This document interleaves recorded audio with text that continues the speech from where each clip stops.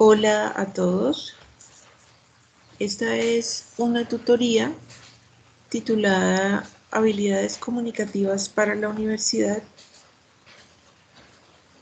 y principalmente muestra la diferencia que hay entre informar y argumentar. Mi nombre es María del Cielo Urbano Pedraza, soy docente del programa de Contaduría Pública de la Universidad Piloto de Colombia, seccional del Alto Magdalena. Y bueno, para mí es un gusto mostrar a través de esta tutoría la diferencia que hay entre estos dos procesos.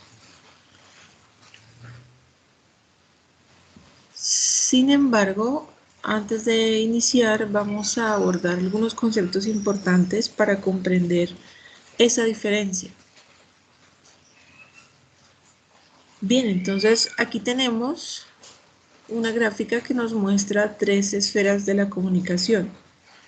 Esta gráfica se podría decir que proviene de las ideas, de algunas ideas del teórico Jürgen Habermas, y se trata de tres dimensiones que es útil tener en cuenta en realidad en muchísimos procesos. A mí me ha servido como docente y en mis tiempos de estudiante para planear diferentes proyectos, para comprender diferentes realidades, para escribir. Entonces, bueno, en este caso tenemos en primer lugar el objeto mundo representado por la esfera más pequeña, la que está más al interior. Y como representa el objeto mundo, pues la podríamos llamar esfera objetiva. Luego tenemos la esfera subjetiva y en tercer lugar, pues la esfera intersubjetiva. Aquí lo que se quiere proponer es que podríamos plantear el objeto mundo, es decir, la realidad, las cosas que existen, podríamos decirlo así, pero ellas nunca están aisladas del ente, del yo, que es la esfera subjetiva. Entonces, por ello, la esfera objetiva se encuentra dentro de la subjetiva y la subjetiva es como un lente justamente que determina la visión del objeto. El punto de vista transforma el objeto y de alguna manera esto implica que es casi imposible ser totalmente objetivos. A esto se refiere la esfera subjetiva del sujeto. Sin embargo, hay un lente más grande que abarca incluso al sujeto y que está representado por la esfera intersubjetiva. La esfera intersubjetiva, como lo sugiere la palabra, se refiere a los otros sujetos. En este caso podríamos plantearlo como la cultura, la sociedad, las costumbres, las ideologías, etc. En fin, lo que se quiere mostrar aquí, y porque eso tiene que ver con la diferencia entre informar y argumentar, es que para informar necesitamos hacer énfasis en la esfera objetiva. Cuando hablamos de ser objetivos, nos referimos a ser lo más fieles posible al objeto como tal, sin trazos de nuestro punto de vista, de nuestras consideraciones, de emociones o de sentimientos. El informe, entonces, que es un género discursivo, o el hecho de informar, se relaciona entonces muchísimo con la esfera objetiva. Y por eso, hablando en el plano gramatical, en la esfera objetiva está la tercera persona. Porque cuando vamos a informar, pues vamos a usar esta forma de comunicación de la tercera persona. Vamos a hablar de un él o de una ella o de esto o de lo que pasa y está fuera del sujeto. En el caso de la esfera subjetiva, como lo podemos ver, pues hay un predominio de la primera persona. Y aquí es donde entraría, así como para la esfera objetiva tenemos la información, para la esfera subjetiva tendríamos la argumentación. La argumentación la podemos ver en textos ensayísticos de manera muy predominante, y lo que queremos precisamente con este tutorial es entre informar y argumentar, o entre dos géneros discursivos que son el informe y el texto ensayístico. La idea de esta tutoría surge con la percepción de que para muchos aprendices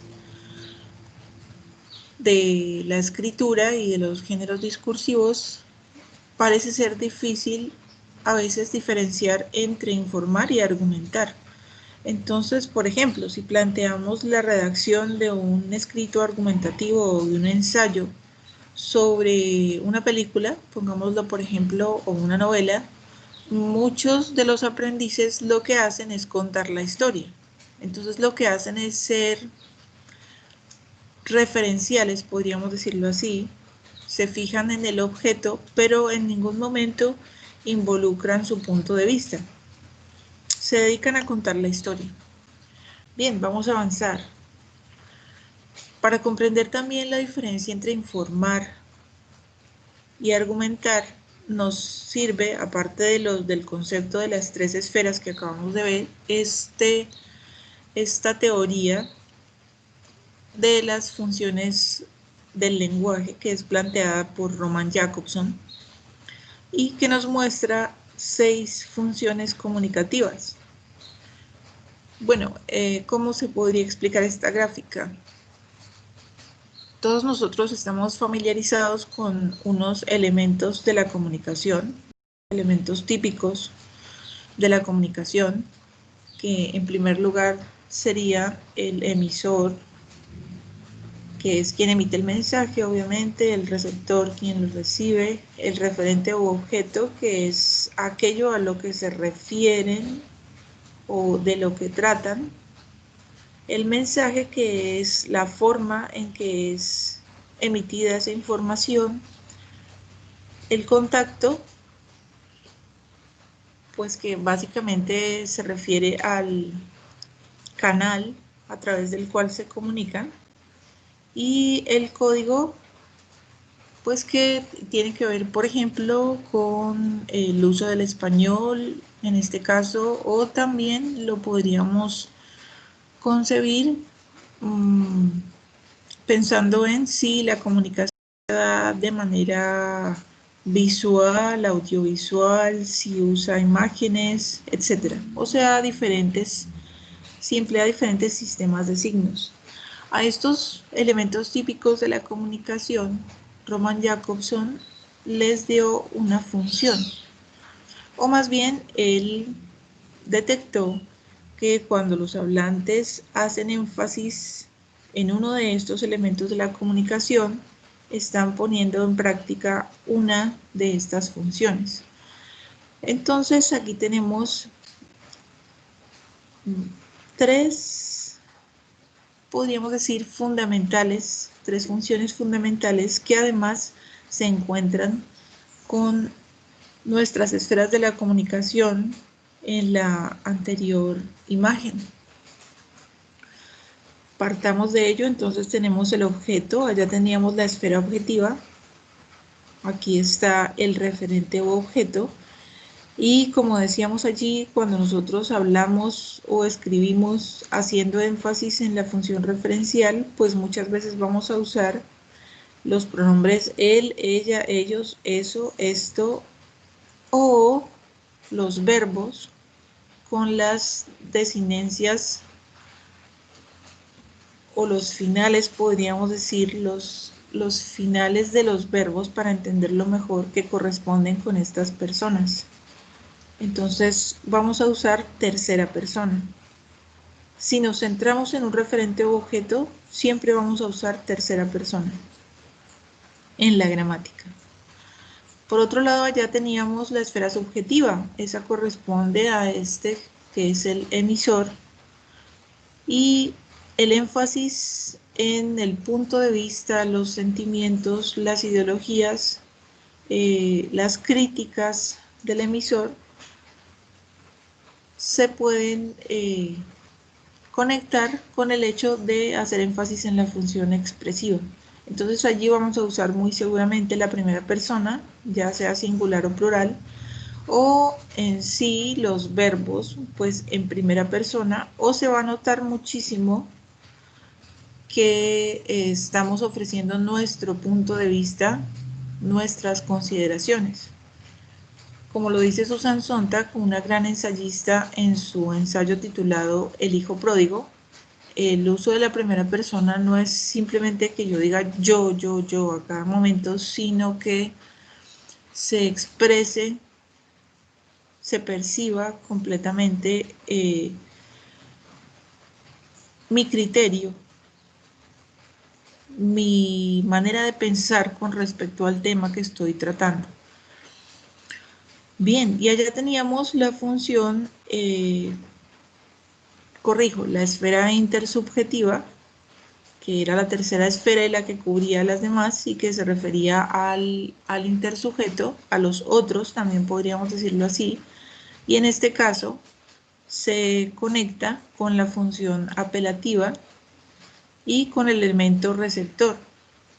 Cuando usamos en un texto la función apelativa, pues es común que aparezcan pronombres como tú o usted, según el estilo de tratamiento, ustedes, que sería el plural, y en sí se está haciendo un llamado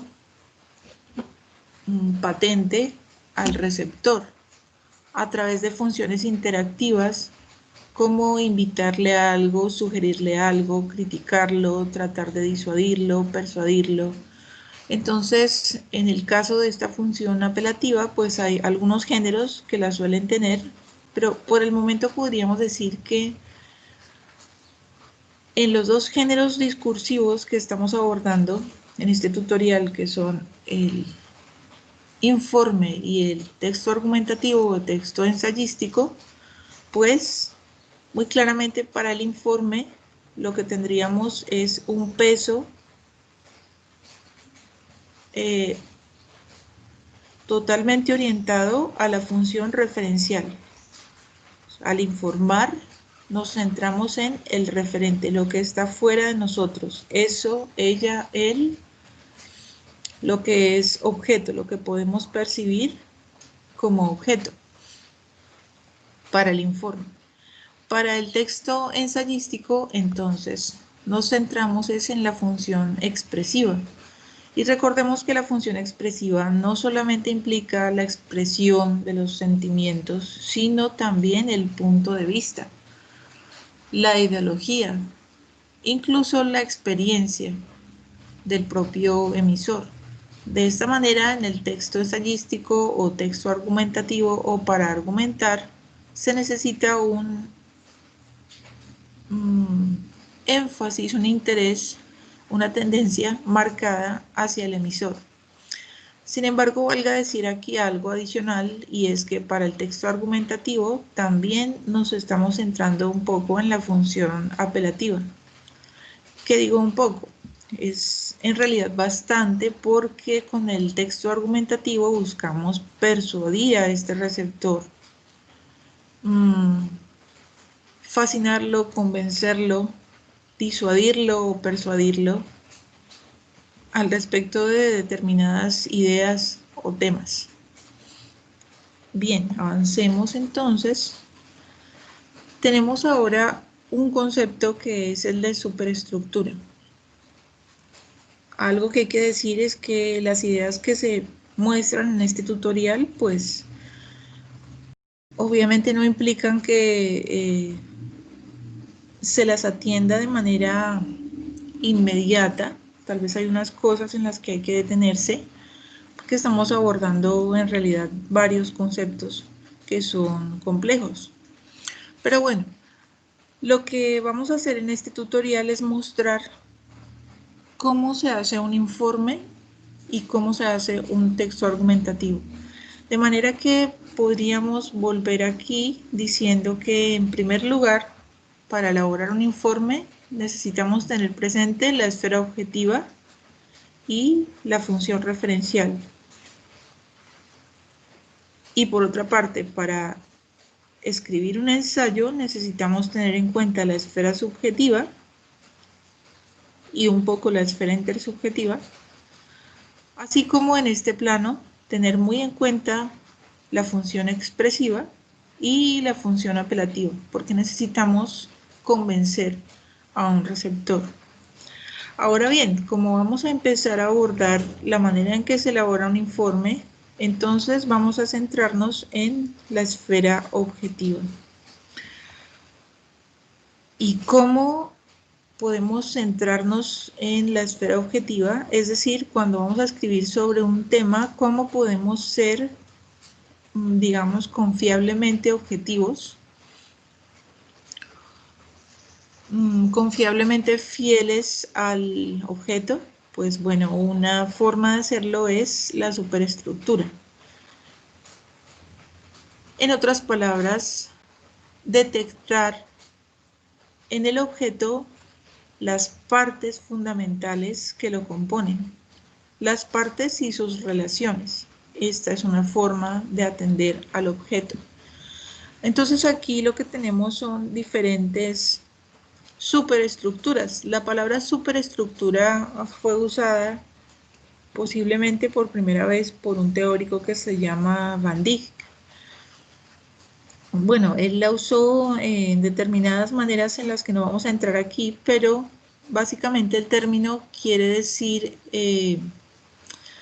estructura, le podríamos llamar simplemente así, también podríamos llamarle esquema, esqueleto, pero lo que quiere decir el prefijo super en este caso es que unas partes se superponen a otras. Entonces aquí lo podemos observar en estos ejemplos sencillos. Las construcciones, por ejemplo, en el caso de las casas, podemos observar que cada una tiene una superestructura diferente. Tienen niveles diferentes, apartados diferentes, tanto si las miramos, digamos, de forma vertical en cuanto a sus pisos, o si las miramos de forma horizontal en cuanto a la distribución de sus ventanas, la forma de su techo, los arcos, etcétera, tienen una superestructura distinta. Igual sucede, por ejemplo, con una planta. Si observamos sus partes, pues tenemos la raíz, el tallo, las hojas, las flores. Podríamos también tener un fruto observando una planta. También el cerebro podríamos observarlo en cuanto a una superestructura por sus partes. El esqueleto mismo es un gran ejemplo de superestructura. Se nota que hay unas partes conectadas unas con otras y esto es importante, las partes no están aisladas y en la superestructura lo que se necesita es captar las partes y las relaciones entre ellas. También en la moda podemos encontrar una superestructura y allí vemos, como en otros ejemplos, que una parte no puede venir aleatoriamente con otra, sino que hay una conexión entre ellas. La sociedad misma es una superestructura también. Si observamos un mapa, también podemos ver que hay una superestructura en él. Bueno, entonces, ahora vamos a ver cómo se aplica este concepto de superestructura en los textos. Bien, entonces algo que es fundamental realizar cuando se quiere comprender bien el objeto, más en el caso de un texto o de una realidad, en este caso para enseñar a redactar informes, lo que vamos a hacer es realizar un informe a partir de una realidad. Generalmente así sucede. Cuando se hacen informes, ya sea en el proceso del estudio del pregrado o ya sea para momentos ya de desempeño de la profesión, el informe se hace a partir de una realidad. Por suponer algo, vamos a una empresa y reconocemos muy bien cuáles son sus procesos, observamos todo lo que sucede allí y a través de esa visita y de esa observación podemos hacer un informe. O sea, el informe siempre parte pues de la intención de conocer muy bien un objeto. Así lo vamos a hacer en el ejemplo de este tutorial. Entonces, ¿qué estamos planteando aquí? Planteamos que para conocer un objeto se necesita el análisis. Ya hemos hablado de un concepto, la superestructura, reconocer su superestructura. Entonces fijémonos que en el caso del ejemplo de una empresa, pues podemos reconocer la superestructura de la empresa. Y otro concepto importante es el análisis. Como lo vemos aquí en el recuadro, pues la palabra griega análisis, en su significado y en su etimología, implica la labor de dividir, de separar. Este texto que estamos observando aquí, lo que quiere mostrar es que así sea a una gran distancia, no alcanzamos a leer claro lo que dice el texto, pero podemos notar que tiene una superestructura. Esa superestructura está determinada por párrafos, por algunos títulos y por párrafos. Y también podemos percibir que hay una figura. Entonces, ese es un primer paso, digamos, en el análisis, detectar las partes. Y por eso aquí se conectan los conceptos de superestructura y de análisis. Podríamos decir entonces que el análisis, que es el proceso de soltar, de dividir, nos permite detectar la superestructura.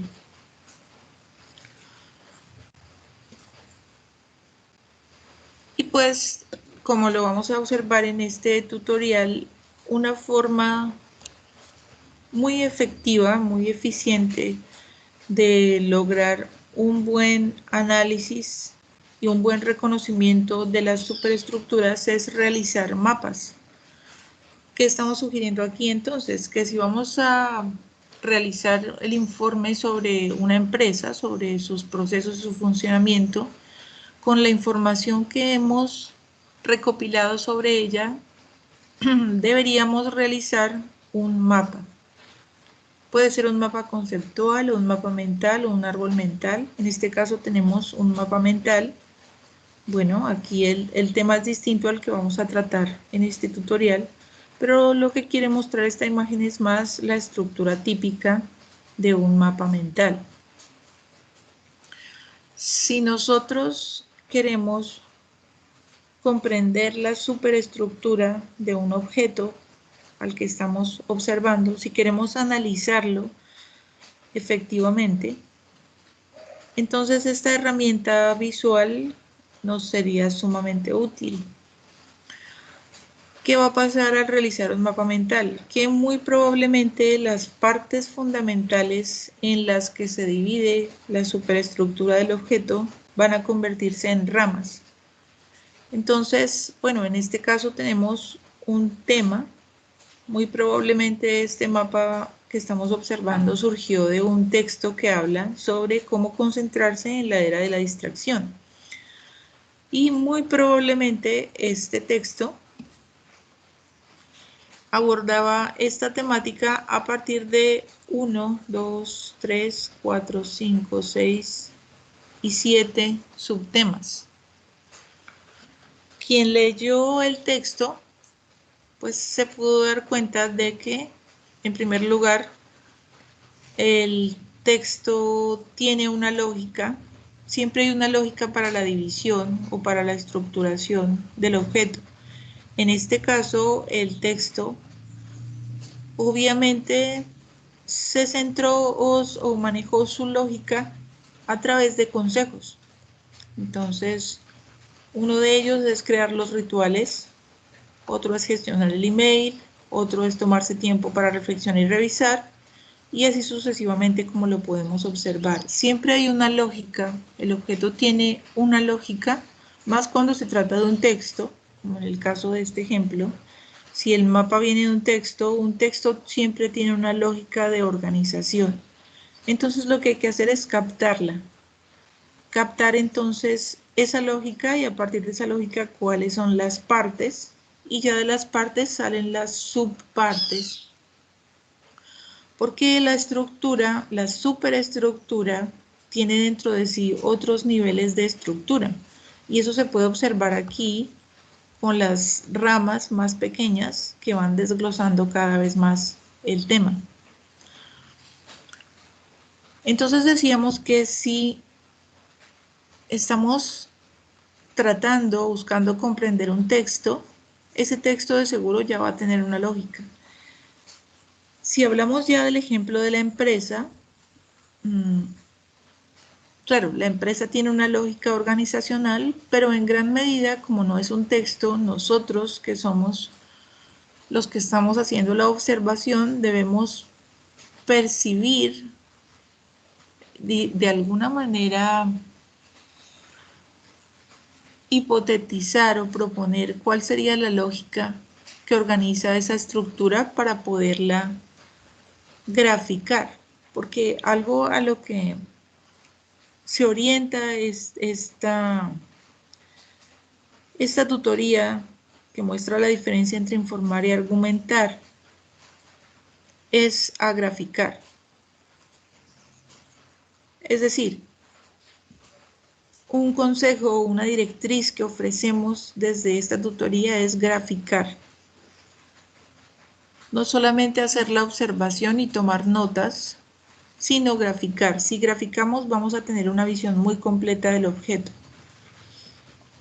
Bien, entonces avanzando en ese sentido, ¿qué es lo que vamos a hacer? Vamos a realizar aquí en el tutorial un informe y también un texto argumentativo sobre el mismo tema para que observemos la diferencia que hay.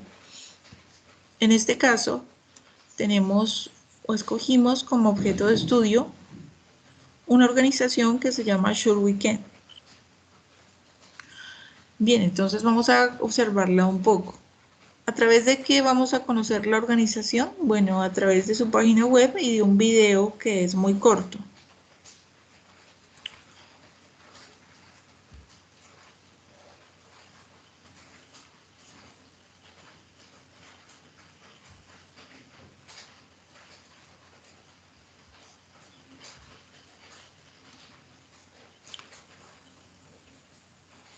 Bien, entonces aquí podemos hacer como un paneo por la página.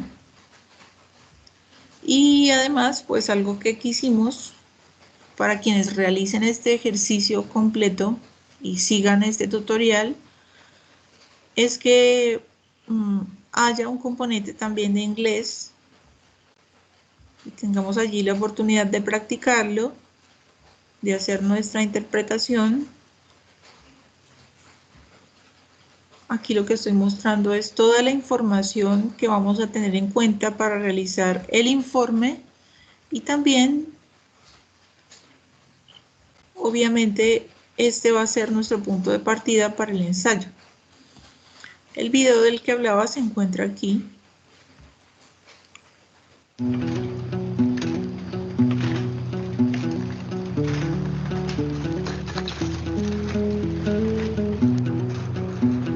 In addition to the redemption of the kings and battles, we have educational activities with the students. We have also the garden, and we have developed the compost project. When I started, 70%, I will say, were people who really live on the street, but right now is working people who either cannot have any other kind of job. The minority is what before was the majority. When I was on the street, homeless, I just I wanted to work anything. Many people are always questioning, what means redemption? I said, well, it's to redeem the 5 cents value. But in the process, we redeem our whole humanity. We really have as our main goal to be a community of canners. So there is a lot of human relationships build up this atmosphere. sometimes you just might want to hear somebody say hello. Sometimes with words could make people feel better. It means a lot to a person. Our commitment is to develop more sustainable activities and to keep transforming, changing our behaviors to a more healthy and sustainable behavior. I do compost now. It's similar to recycling, but just in a different way to me. And then the first time that I ever did a compost, I actually didn't think that it would work. And then I was shocked to see that it actually recycles itself. If people use it and then they say that is good soil, and then I would feel good, and I guess that is worth the effort because it makes me feel that I'm doing something right. Sustainable development for me is a way of growing a society in which the community integration, inclusion, and considering what is good for you, what is good for the other. I think that in itself contributes to a better world.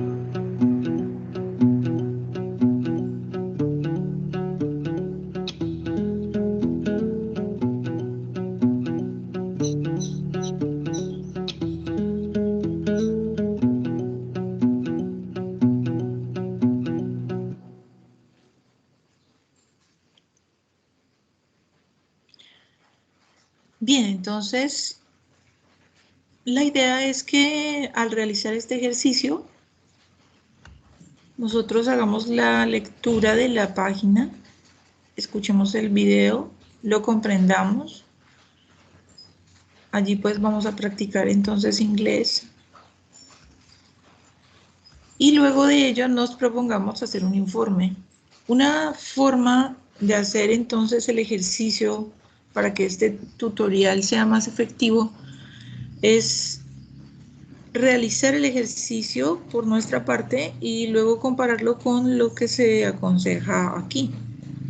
Podemos encontrar entonces, si lo hacemos así, aciertos, así como errores o puntos de acuerdo, o incluso puede ser que descubramos que hay algo que hicimos y que es efectivo y que no se muestra en el tutorial, puede pasar.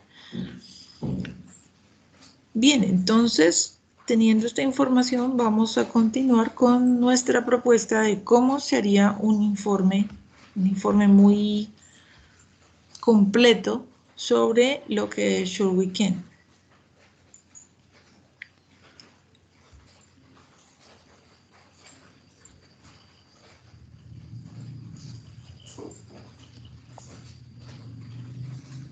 Bien, entonces, en una primera lectura, porque pues recordemos que el concepto de lectura implica no solamente los textos, también leemos videos, podemos leer pinturas, podemos leer la realidad para empezar. Entonces, en una primera lectura de esta página y de lo que es esta organización, Sure We Can, y de su video, estos son los subcentros que determinamos para el mapa. Como aconsejaba, pues vamos a empezar a graficar, porque necesitamos organizar cuál es la superestructura a través de la cual se puede no solamente comprender para nosotros mismos, sino generar comprensión para los demás en cuanto a la realidad que estamos estudiando. Entonces, desde nuestro punto de vista, esos elementos o esas ramas centrales sobre esta organización serían su naturaleza, es decir, qué es, y de pronto allí otros elementos básicos de lo que se trata, pues la organización. Casi siempre este es un inicio, sobre todo cuando estamos graficando a partir de textos, casi siempre se parte de una definición o de un qué es determinado concepto. Entonces, en este caso decidimos llamarle naturaleza. También observamos que hay varias actividades que realiza la organización y puede ser que en la distribución de la página web y en el video estas se digan en un momento u otro, unas al principio, otras al final. Entonces aquí vamos a unificarlas todas en esta rama, actividades. La otra es, evidentemente, la organización plantea unos objetivos. También se observa que hay una población beneficiada. Hay unos proyectos muy claros. Hay unos logros. También se habla de unos riesgos.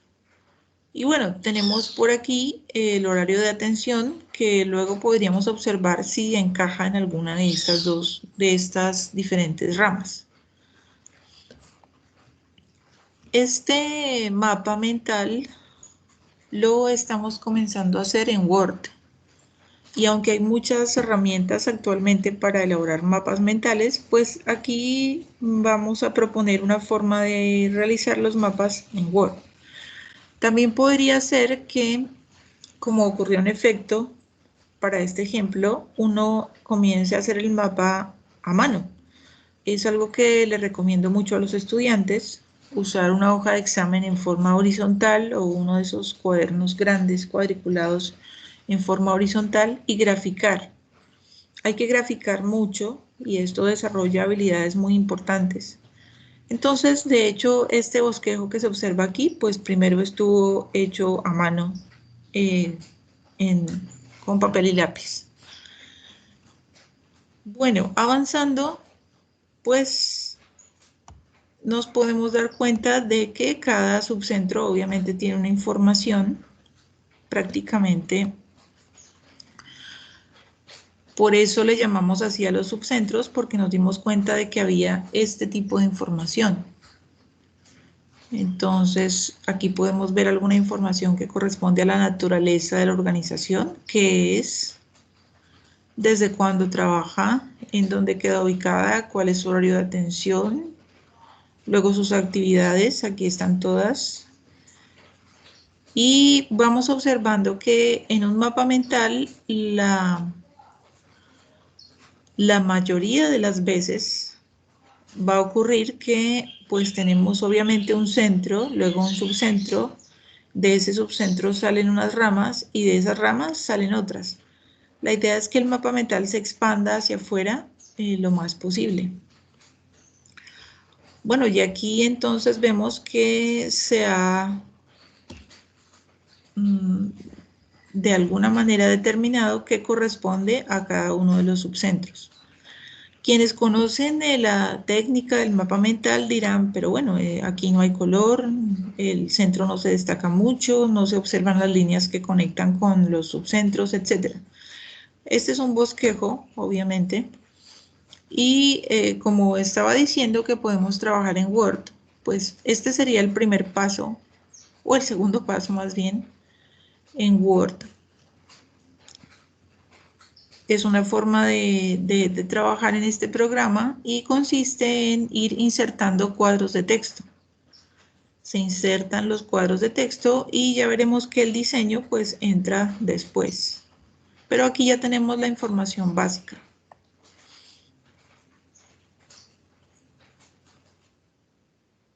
Y aquí ya lo estamos viendo.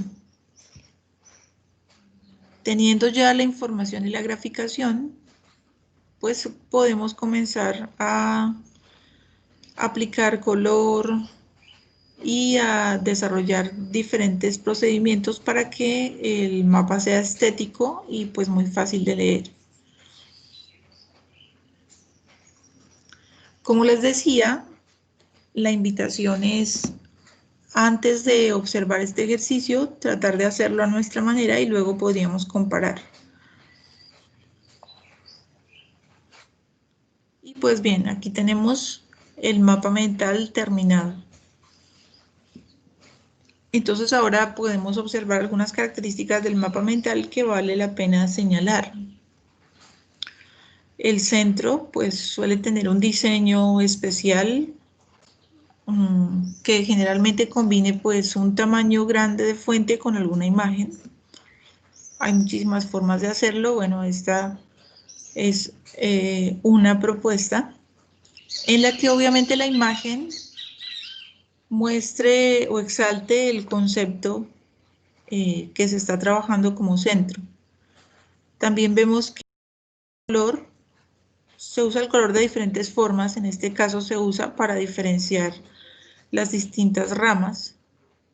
También otra característica del mapa mental que se puede ver acá es que las ramas no suelen ser rectas, sino que hay algunos aspectos que lo hacen ver más orgánico, con líneas que son más similares a seres vivos, como las plantas o los árboles, o como por ejemplo el sistema circulatorio, etc. También se observa que se emplean imágenes, se emplean distintos tipos de fuente.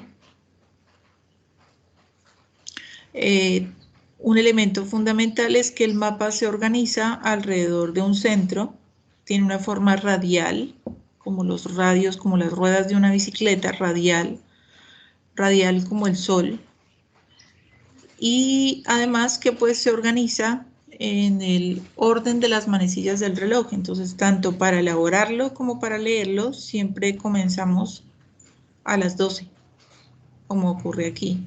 Y pues lo vamos leyendo, desplazándonos en esa dirección. Bien, entonces, teniendo ya este mapa mental, podríamos comenzar a elaborar el informe. Podríamos decir que teniendo este mapa realizado, el informe prácticamente ya está hecho. Es bastante fácil redactarlo y de seguro o tenemos la garantía de que el informe va a ser muy preciso y va a abarcar toda la información que es importante. Bueno, entonces vamos a verlo.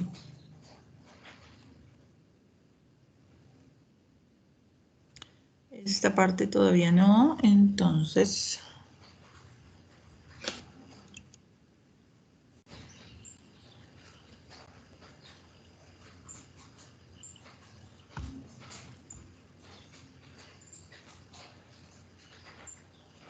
vamos a ir ahora al texto informativo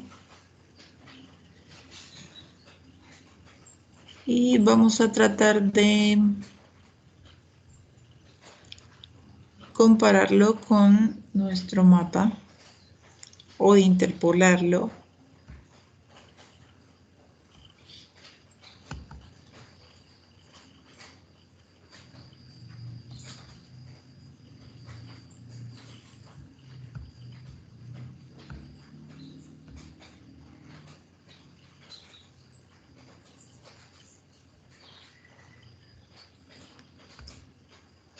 Primero vamos a mostrar la correspondencia mutua que hay entre el mapa y el informe, y luego vamos a ver rápidamente de pronto algunos aspectos de edición del informe. Bueno, entonces bien, yo suelo hacer muchísimo énfasis mucho énfasis en elementos que parecen pequeños o de poca importancia, pero que son los que constituyen un género discursivo y le dan su sello diferencial. Entonces suele ser muy diferente la forma en que se presenta un informe a la forma en que se presenta o se hace, no hablemos tanto de presentar, sino de realizar y de elaborar un ensayo, de elaborar textos que van dirigidos a la comunidad académica. Entonces aquí tenemos, por ejemplo, que en un informe, pues es muy importante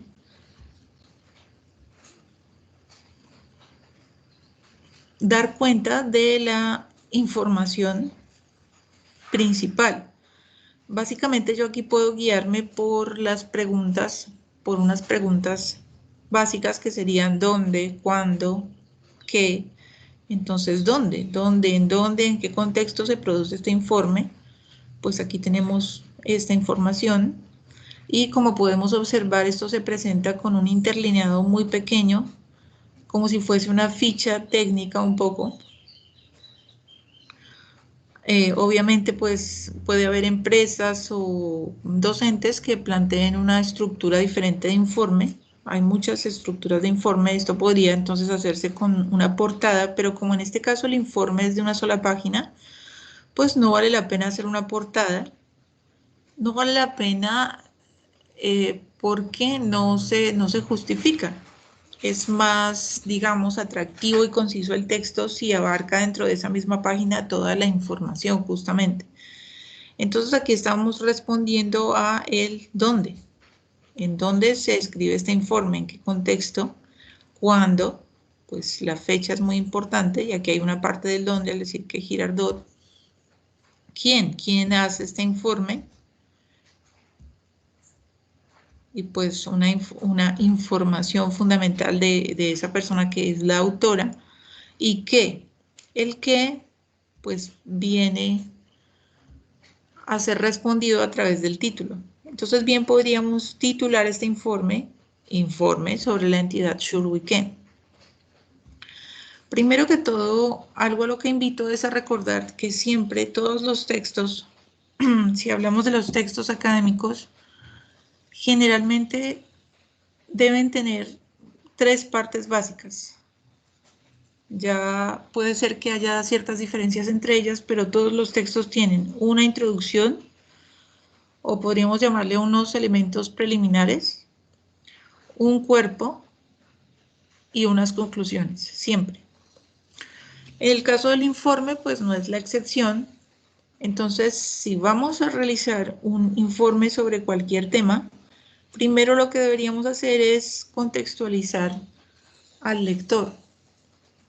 Pues no le vamos a empezar a hablar de un momento a otro sobre el tema sin hacerle una ubicación. Esto se suele hacer, esta contextualización se suele hacer o se puede hacer a partir de algo que se llaman los recursos metadiscursivos. Entonces, el hacer esto, por ejemplo, decir este informe, decir esto es un recurso metadiscursivo. ¿Por qué se llama metadiscursivo? Porque es el discurso hablando sobre el discurso. Y básicamente cuando uso el metadiscurso lo que hago es guiar al lector. Siempre en cualquier texto, no solamente en el informe, siempre debo buscar guiar al lector, pensar en el lector, imaginar que lo voy conduciendo por un lugar y le voy mostrando sus partes. Entonces, bien, el decir este informe es una manera de ubicarnos los dos, el lector y yo, en cuanto a lo que vamos a realizar. Muchas veces también en el párrafo introductorio, pues suele ser importante decir cuál es el objetivo. De hecho, a quienes conozcan los artículos, el artículo de reflexión o el artículo científico, estos textos arrancan de un resumen y en el resumen siempre está el objetivo, porque esa es una forma muy aconsejable, es una forma lógica de empezar a abarcar el tema. Bien, entonces lo voy a leer en voz alta. Este informe tiene como objetivo generar conocimiento sobre la organización Shurwiken, dado su potencial como modelo a seguir en el ámbito de las organizaciones que buscan promover la integración y formalización de los recicladores, así como el cuidado del medio ambiente mediante prácticas sostenibles. Como aquí he dicho que voy a hablar sobre la organización Shurwiken, pues es lógico que diga algo básico sobre ella. Entonces podríamos decir que esto toma elementos propios de lo que nos dijo la página y nos dijo el video, de pronto con algunos elementos propios. Bien, ahora vamos a empezar a ver la mutua correspondencia entre el mapa y el texto. Fijémonos que además esa correspondencia de partes, lo que son partes en el mapa o ramas en el mapa, viene a trasladarse aquí como párrafos o a veces como enunciados. Cuando digo párrafos, pues obviamente me refiero a aquello que empieza con mayúscula y termina en punto y aparte. Pero también vamos a ver que algunas ramas se muestran aquí o se trasladan aquí diferenciándose mediante enunciados. Cuando hablo de enunciado me refiero entonces a lo que inicia con mayúscula y termina en un punto y seguido. Aquí entonces estamos haciéndole una propaganda a la puntuación. La puntuación es fundamental porque ella me da la división entre los distintos subtemas que estoy abarcando. Entonces veamos qué dice este párrafo. Sure Weekend es un centro de reciclaje sin ánimo de lucro y al mismo tiempo un espacio comunitario y eje de sostenibilidad. Si observamos ese enunciado, está hecho a partir de esta rama. Y punto y seguido, porque voy ahora a abordar otro subtema. Existe desde 2010 en la ciudad de Nueva York, más específicamente Brooklyn 11-206-219 McKibben Street. Aquí podemos ver que se están reuniendo dos ramas en un solo enunciado. E incluso viene otra que sería su directora ejecutiva, es Ana Martínez de Luco, y observemos acá el mapa, su horario de atención es de lunes a viernes de 7 a.m. a 5 p.m. y los sábados de 7 a.m. a 1 p.m. Observemos que entonces este primer párrafo abarca todo lo que nos dice la rama verde, con total precisión. Ahora veamos la siguiente. Las actividades a las que este centro se dedica son el reciclaje de latas y botellas, la formación de grupos de estudio de educación, el arte, aquí hay un error, la jardinería, la elaboración y venta de abono orgánico y la recuperación de habitantes de la calle para convertirlos en gente trabajadora bajo los principios y propósitos de redención, inclusión e integración. Entonces, como podemos observar, hay una lógica continua de correspondencia entre el mapa y el escrito y observemos que si bien el mapa mental me lleva un tiempo para elaborarlo, después me facilita muchísimo la comprensión, además de que si voy a necesitar exponer, por ejemplo, este tema ante un público, pues ya tengo una excelente herramienta visual para la que no necesito ni siquiera algunas memofichas o notas porque el mapa me lo va diciendo todo. Prácticamente yo solo tengo que ir agregando los conectores. Ahora observemos la parte de los objetivos. Sure Weekend se plantea los siguientes objetivos: la construcción de una comunidad de recicladores, la generación de conciencia ambiental y el empoderamiento económico. Punto y seguido. Y aquí podemos ver que en el mapa mental, pues un elemento es que a veces podemos usar símbolos que para nosotros sean lo suficientemente representativos, que sirvan como técnica mnemonística. Es decir, yo pues con ver este cerebro o esta cabeza de perfil formada con ramas de árboles, pues puedo recordar que me estoy refiriendo al medio ambiente. E incluso un lector del mapa podría intuirlo. Bien. Y fijémonos que seguimos respondiendo al principio de que cada rama es un párrafo o un enunciado, separado muy claramente por los signos de puntuación. Bien, ahora en ese mismo párrafo planteamos lo que nos dice esta rama de la población beneficiada. ¿Y cómo sabemos que este enunciado del objetivo iba con el de población? Bueno, cierta similitud entre los subtemas nos indica que podemos unir esas partes. Además, imaginémonos que, pues en principio, cuando yo estoy redactando el texto, lo tengo así, ¿cierto? Ya luego me doy cuenta de que podría unir unas partes con otras. Entonces, bueno, eso viene ya al final como parte de la edición. Ok. Tenemos su población beneficiada asciende en la actualidad a 740 recicladores de 26 países. Punto y seguido. Bajo el lema de cada uno cuenta, aquí estamos conectando esta rama, y nos vamos a servir de ella para hablar de los proyectos.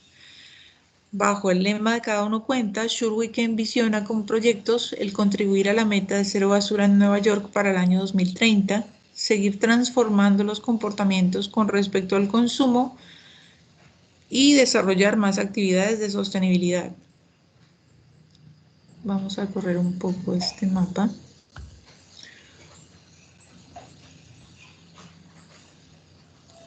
Bien, allí ya abarcamos entonces la rama de proyectos. Iniciamos con otra, la de los logros. Entonces dice, los principales logros de Sure We Can. Y fíjense que en casi todos los párrafos se está repitiendo Sure We Can porque estamos usando ahí la repetición, así se llama ese recurso, como una forma de cohesión léxica que le permita al lector tener presente el hilo conductor o la temática principal de la que estamos hablando. Bueno, los principales logros de Sure We Can hasta el momento son tener 740 recicladores como parte de su comunidad, haber recolectado 11 millones de latas y botellas durante el último año y haber distribuido entre su comunidad $656.000 igualmente durante el último año. Bueno, aquí hay varios elementos de redacción de los que se podría hablar, pero pues básicamente nos vamos a centrar en los dos géneros.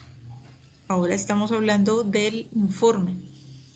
Nos quedaría solamente entonces la rama de los riesgos.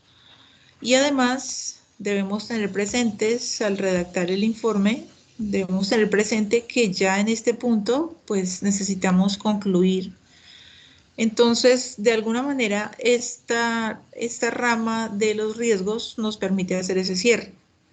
Y dice, a pesar de su trascendente labor, fíjense que esto es algo que no está en el mapa, es un recurso con el que estamos buscando cerrar.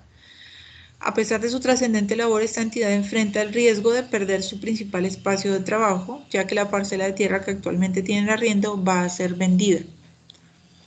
Buscando enfrentar este peligro, el centro solicita donaciones desde su sitio web y promueve su venta de compost. Bien, aquí tenemos entonces un ejemplo del informe. Y si observamos, en prácticamente ningún momento estamos interviniendo con nuestra subjetividad. Al principio decía que la objetividad es prácticamente imposible, y eso se dice y se sabe desde la filosofía, pero este informe se podría decir que es lo más objetivo posible. Podemos notar, sin embargo, que cuando decimos esto, que Sure We Can tiene un gran potencial en el primer párrafo como modelo a seguir, esto es algo propio de quien redactó el informe, o sea que es algo subjetivo. E igual aquí cuando dice que a pesar de su trascendente labor, en ninguna parte de la página web de la organización ni del video que ellos ofrecen dice que la labor es trascendente, no lo dice con esas palabras. Entonces aquí hay un punto de vista claro de la autora de este informe, pero es casi imperceptible. Prácticamente estamos siendo fieles a la información. Esa es la manera de hacer un informe. Ahora bien, interpolando con esto, veamos la forma de realizar un texto argumentativo. Bueno, entonces vamos a cerrar acá.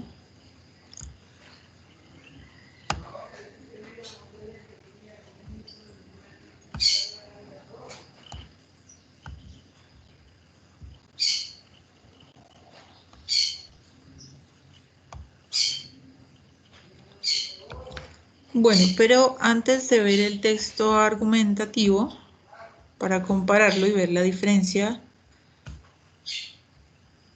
podemos observar, esto podríamos, bueno, luego podríamos compartir las dos pantallas. Aquí tenemos algunos tipos de argumento.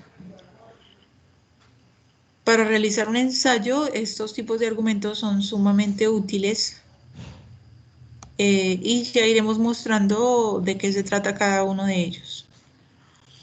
Si al realizar un ensayo tenemos este listado presente, pues de seguro nos va a quedar bastante completo nuestro escrito. Vamos a ver si lo podemos observar.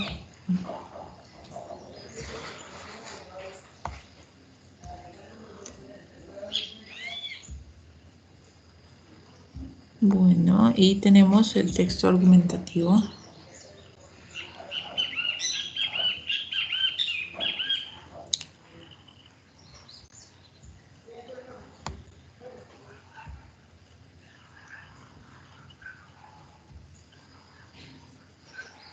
Pero sí me queda a este lado, el cuadro no me lo deja ver, un momento.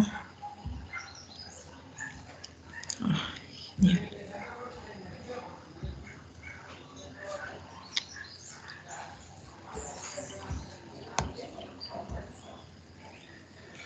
Bueno, continuamos entonces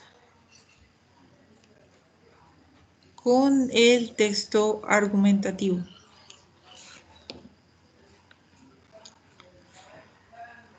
Bien, primero que todo, fijémonos por favor en que no le podemos llamar Schurwiken al texto argumentativo, ni ensayo sobre Schurwiken, ni texto sobre Schurwiken, ni nada por el estilo. Para generar, para crear, fijémonos en esa palabra, el título de un ensayo, debemos poner algo de ingenio, porque el título debe también ser sugestivo. El título, de hecho, debe estar conectado con la tesis. Si antes decíamos que el informe tiene 3 grandes partes, que serían, pues, aparte de su título y sus otros datos elementales, la introducción, el cuerpo y las conclusiones, en este caso tenemos el título, el autor del ensayo, la introducción, la tesis, los argumentos y las conclusiones. Fijémonos entonces que informe y ensayo tienen unas partes, una superestructura muy diferente. Y si respetamos esa estructura, pues podemos dar origen a un buen ejemplar del género. Entonces, en este caso, el título está conectado con la tesis que va a defender la autora, que en este caso soy yo, y esa tesis, como lo veremos, básicamente es que pues en Girardot deberíamos replicar una experiencia como esta. Bien, entonces además podemos ver las diferencias en cuanto a la forma de presentación con respecto al informe. En el ensayo, por ser el género que es, por llevar, digamos, la tradición del género, aquí lo que tiene que haber es el título y debajo el autor. Si queremos dar informaciones sobre cuál es la universidad, cuál es el programa académico, quién es el docente, lo que sea que queramos informar, eso lo podemos hacer mediante un pie de página como este. Bien.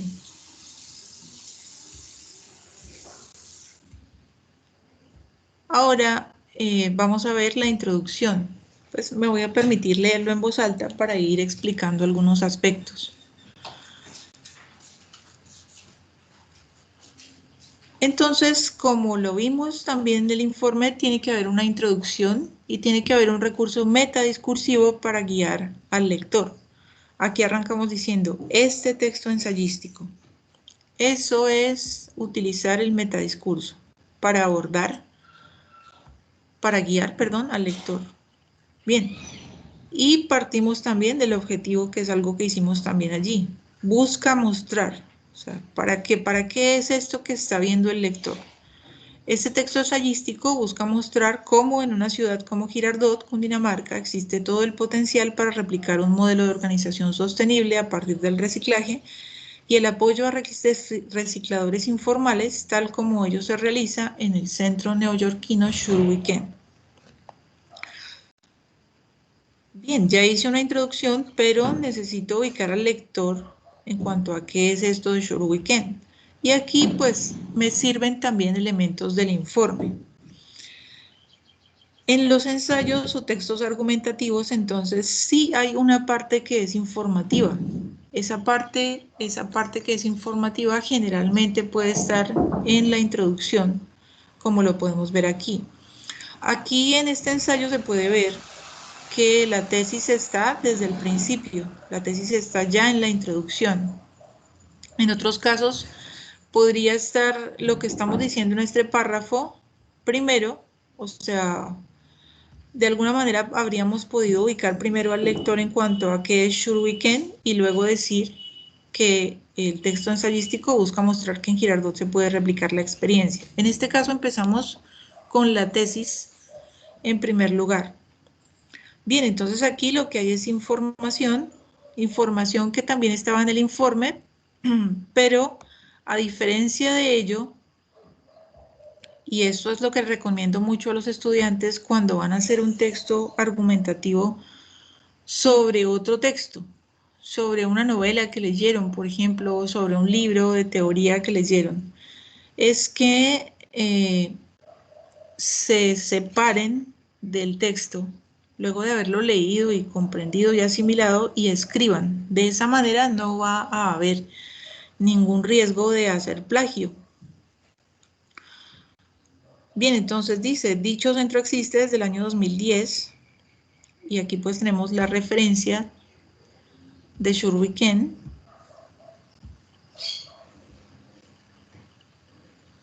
Esta parte de las referencias y de cómo se insertan, pues bueno, hay muchos tutoriales en YouTube. Pero algo importante a decir en este momento es que los textos académicos deben tener u observar las normas APA. Entonces, por eso aquí estamos referenciando pues la fuente en donde salió esta información, que es la página de Should We Can. Bien, existe desde el año 2010 y ha logrado grandes impactos en términos ambientales, sociales y económicos, partiendo de la conformación de una comunidad de recicladores a los que se les ofrece inclusión e integración, proyectando la labor de reciclaje incluso a campos como la educación, el arte y de manera sobresaliente el compostaje. Se trata de una iniciativa que no requiere de una gran inversión económica y sin embargo genera beneficios en diferentes frentes, destacándose el social, pues vincula en su mayoría a personas de la tercera edad sin posibilidades de empleo. Hasta aquí podemos observar que todo esto es descriptivo, en parte es informativo y todavía no estamos argumentando. La argumentación empezó aquí, pues al decir que en Girardot se podría replicar este modelo y fijémonos que eso en ningún momento lo dice Should We Can. Should We Can no dice que se puede replicar en Girardot. Lo que quiero hacer énfasis aquí es que en el texto ensayístico o argumentativo yo tengo que empezar a mostrarme como sujeto, por eso lo de la esfera subjetiva, por eso lo de la función expresiva. Tengo que empezar a dar cuenta de lo que yo pienso, de mi punto de vista. Bueno, muy bien, pues no vamos a leer el ensayo porque ustedes lo pueden leer y pueden ir comparando, pero lo que vamos a hacer es empezar a mostrar estas formas, cómo se están aplicando en este ensayo los tipos de argumento, ya que esto pues es una práctica que se puede imitar. Entonces bien, el primer tipo de argumento que voy a usar aquí es el que se llama argumento de autoridad, que consiste en citar a una autoridad en el tema. En los ensayos es fundamental usar argumentos de autoridad. En este caso, como yo dije, que Should We Can vincula en su mayoría a personas de la tercera edad, pues, y además, pues, bueno, he estado diciendo afirmando otras cuestiones. Esta cita que aparece en este documento, el documento de Pato es el apellido de la autora, esta cita me sirve bastante.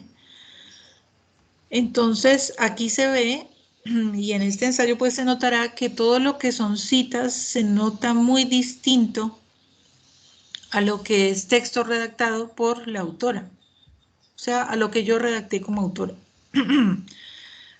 Aquí se observa que pues el texto está en sangría, O sea, tiene sangría a los dos lados.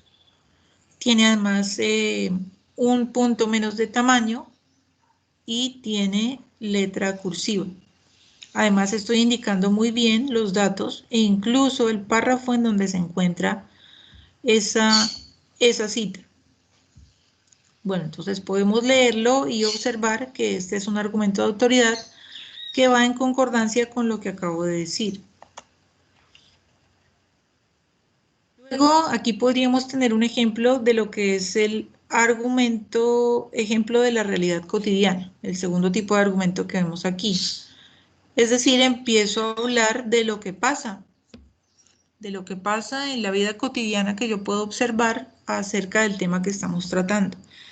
Entonces aquí planteo pues problemáticas que uno como habitante de Girardot las puede observar y bueno, en este caso dijimos el ensayo es subjetivo y aparece la experiencia del autor. Entonces, como se verá, pues siendo yo docente de la Universidad Piloto, estuve en algún momento frente a un proyecto que manejaba o buscaba manejar el reciclaje. Entonces, aquí se ve, si hablamos de la realidad cotidiana, se ve lo que yo vi en mi realidad cotidiana, siendo quien soy, siendo habitante de Girardot y siendo investigadora de ese proyecto como tal.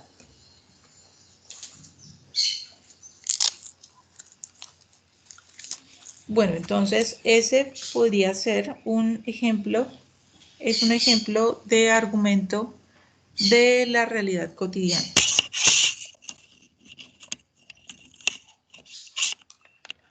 Vamos a avanzar. Aquí lo que tenemos, bueno, vamos a hacer un pequeño stop.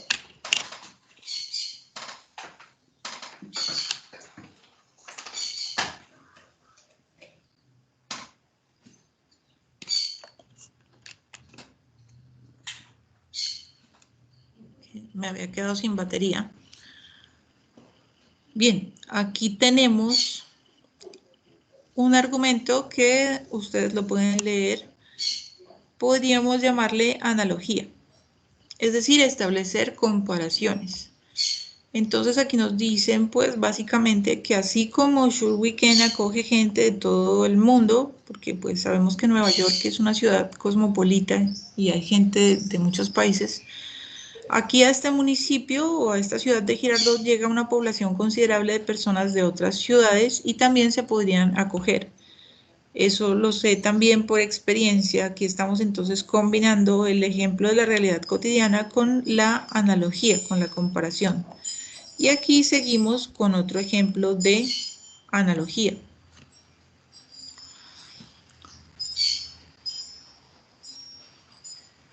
Prácticamente desde esta parte. ¿Qué analogía estamos haciendo aquí? Estamos mostrando cómo se hace reciclaje de botellas, empaques, papel, etcétera. Se puede reciclar a las personas, podríamos decirlo así. Aquí lo decimos de una forma más sutil y más coherente podría ser. Es que no se pueden desechar, no se puede desechar a esas personas a pesar de los problemas que haya tenido, a pesar de, digamos, del deterioro que hay en su vida. De hecho, tal vez ustedes hayan escuchado que antes se solía llamar muy equivocadamente a las personas indigentes como desechables. Entonces aquí lo que se dice es que así como esos envases y empaques se pueden recuperar, las vidas de estas personas también se pueden recuperar. Esto es un muy buen ejemplo de un argumento de analogía. Acompañado de algunos otros pequeños elementos argumentativos, por ejemplo, esta afirmación. Esto es indigno. Fíjense que esta afirmación en ningún momento está en el video, o sea, lo que quiero mostrar es que es muy distinto el informe al texto ensayístico. En el texto ensayístico está la opinión, está el punto de vista, están afirmaciones como estas, aserciones como esta, esto es indigno. Y bueno, aquí establecemos una conexión en cuanto a esta analogía del reciclaje con lo que Sure Weekend llama redención. Bien, continuando con la analogía, también estamos utilizando otra vez un argumento de autoridad porque estamos citando a alguien que ha investigado sobre el tema y estamos mostrando además una figura que también nos sirve como argumento de autoridad. Aquí podemos ver elementos de la referenciación como las comillas, como el hecho de que aparece dentro del paréntesis la información básica del autor al que se está citando. En este caso, el número específico de párrafo donde está esta información. Podemos observar además que esta cita aparece entre comillas porque es una cita corta, tiene menos de 40 palabras, mientras que la cita de arriba era larga, tenía más de 40 palabras. Y entonces por eso lo que se hace es sacarla del párrafo normal y ya no lleva comillas. No hay necesidad de comillas porque esta marca ya es suficiente, esta diferenciación ya es suficiente para ver que se trata de una cita. En el caso de la cita corta, la diferenciación son las comillas. Bueno, un elemento gráfico importante a resaltar es que si mostramos figuras en nuestro texto ensayístico, pues debemos enumerarlas, titularlas y citarlas. Se citan igual que si fuera texto. Entonces, tengo que indicar el apellido del autor o la entidad autora, el año y en este caso el párrafo exacto en donde se encuentra. Aquí tenemos también una cita de autoridad, porque estamos pues citando a la entidad que se ocupa de la gestión de los residuos sólidos en Girardot, pero tenemos también un ejemplo preciso de lo que es el contraargumento. Los contraargumentos consisten en que yo cite algo que está en contra de lo que estoy afirmando y lo debata.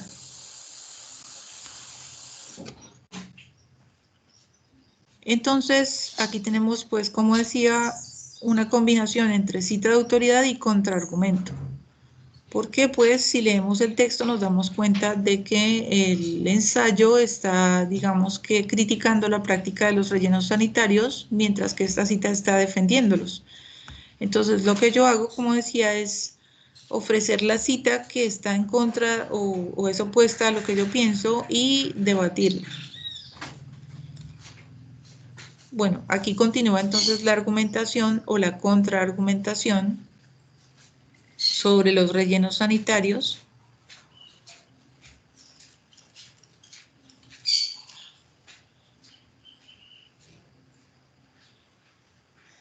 Y aquí tenemos una forma de argumentar que se llama, podríamos conectarla con este cuarto tipo de argumento que son los datos estadísticos, es decir, ofrecer porcentajes, cifras, como se ve en esta cita larga. Y observemos que este es otro ejemplo de cita larga, tiene más de 40 palabras, tiene 42 palabras, entonces por eso está fuera del texto. Bueno, y aquí nos faltaba ponerle cursiva y reducirla en un punto de tamaño. Bueno, esta parte no haría falta ponerle cursiva porque es la referencia. Si seguimos avanzando en el ensayo, también tenemos este tipo de argumento que son las leyes o reglas que aparecen aquí. Citar leyes es una excelente forma de argumentar. Casi todos los temas tienen un marco legal. Al tiempo estamos usando argumento de autoridad.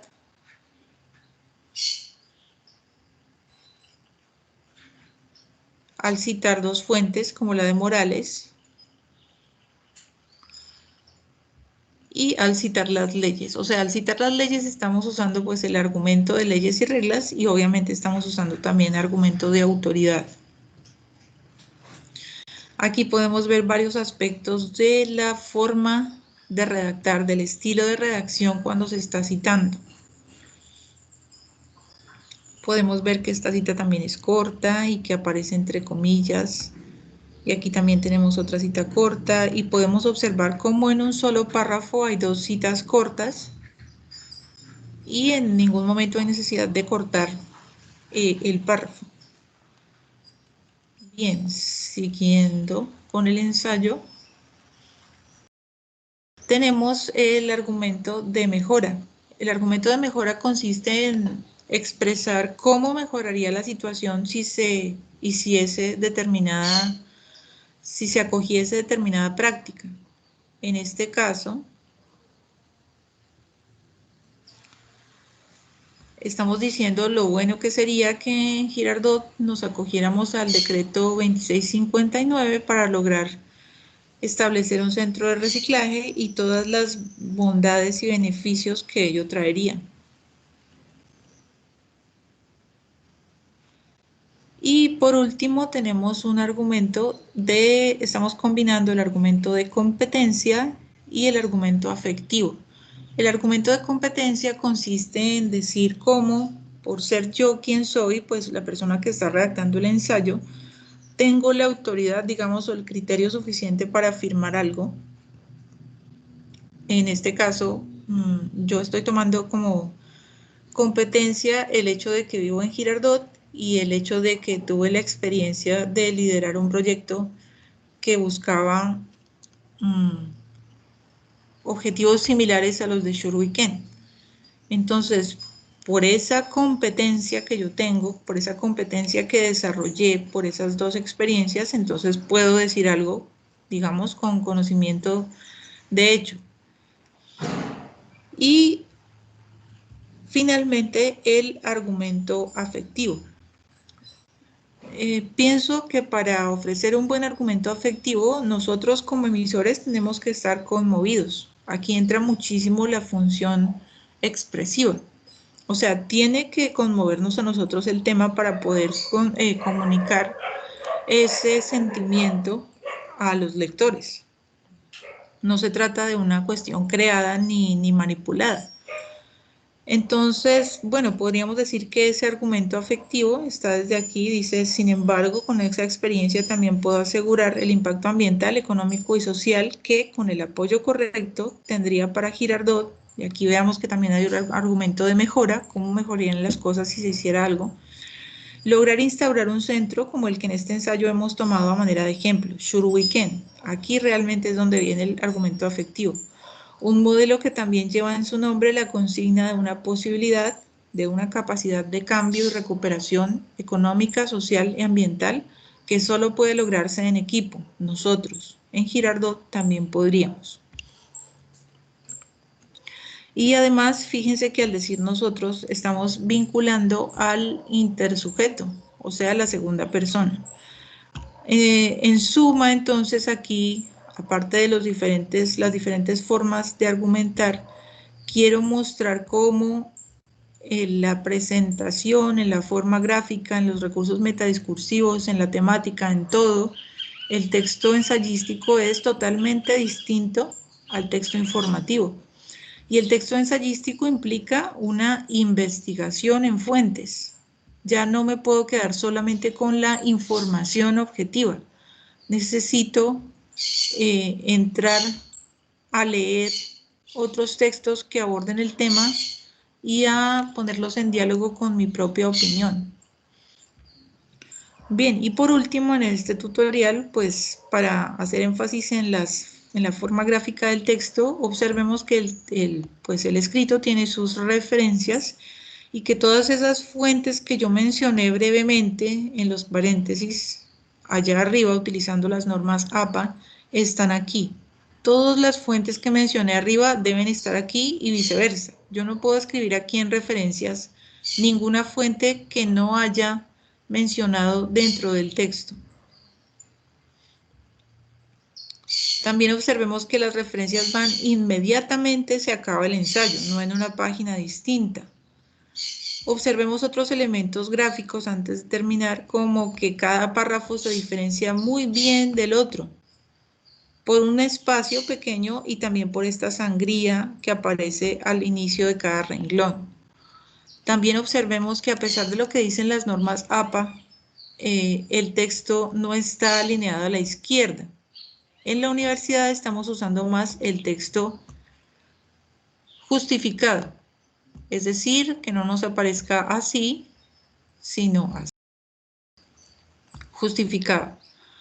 Entonces, bueno, aquí hay bastantes elementos sobre el género que se pueden imitar.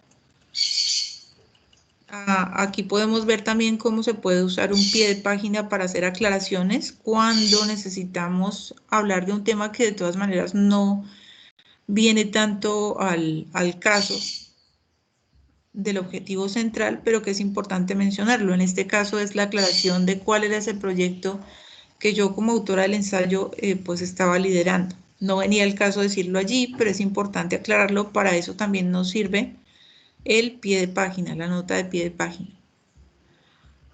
Bueno, entonces, con estos dos ejemplos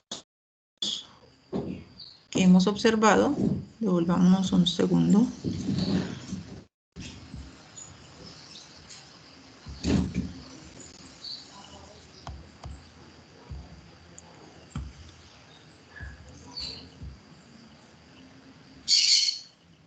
Con estos dos ejemplos que hemos observado y con los distintos conceptos que se abordaron, espero que este tutorial constituya un buen apoyo para la elaboración de informes y la elaboración de textos argumentativos. Solamente me queda agradecer muchísimo su atención.